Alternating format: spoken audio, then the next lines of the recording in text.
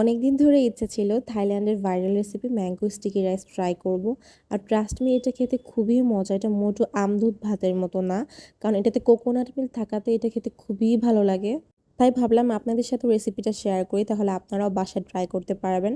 ফার্স্টে আমি 2 cup sushi rice নিয়েছি, আর 2 কাপের সুশি রাইসের জন্য আমার এখানে লাগবে 3.5 কাপের মতো পানি। চালটা ভালো মতো ধুয়ে এটাকে আমি বয়েল করতে দিব সামান্য লবণ দিয়ে, তারপর বয়েল করতে দিব একদম অল্প আছে, তাহলে ভাতটা হয়ে যাবে। এটা হচ্ছে একদম বসা ভাতের মতো হবে। আর এই সুশি রাইসটা আপনারা যে কোনো সুপার শপে পেয়ে যাবেন। আমি এটা নিয়েছিলাম গুলশান ডিএনসিসি মার্কেট থেকে, এবং কি কোকোনাট মিল্কটাও আমি সেখান থেকে নিয়েছিলাম। গুলশান ডিএনসিসি মার্কেটে সব কিছু একদম পাইকারি দামে পাওয়া যায়। সো আপনারা যারা এইসব আইটেম কিনতে চাচ্ছেন, এগুলো একটু এক্সপেন্সিভ হয়, তো আপনারা গুলশান ডিএনসিসি মার্কেট থেকে নিতে পারেন।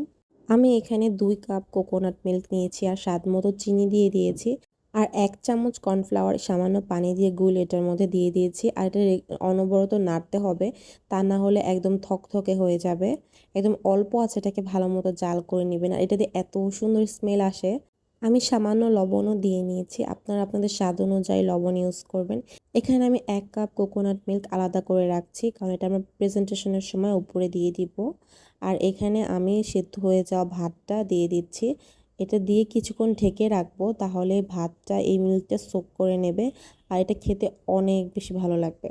এখন প্রিপারেশনের জন্য আমি খুব সুন্দর করে ভাতটা দিয়ে নিয়েছি। এখন হচ্ছে স্লাইস করে আমি আম দিয়ে দিব।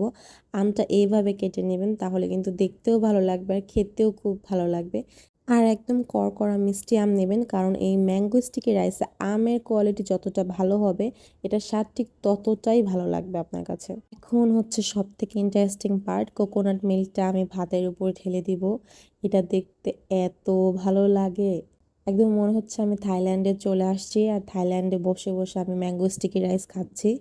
আমি আবারও বলছি, এটার টেস্ট কিন্তু মোটেও আমদুধ ভাতের মতো না। এটা খাওয়ার আগে আমিও ভাবতাম কি এটার টেস্ট হয়তো বা আমদুধ ভাতের মতো, আলাদা কিছু না। কিন্তু ট্রাস্ট মি, কোকোনাট মিল্ক আর জাপানি রাইসের কম্বিনেশন, এটার টেস্টটা পুরাটাই ভিন্ন লাগে। আমি সবাইকে সাজেস্ট করবো বাসায় এটা অবশ্যই একবার ট্রাই করার জন্য।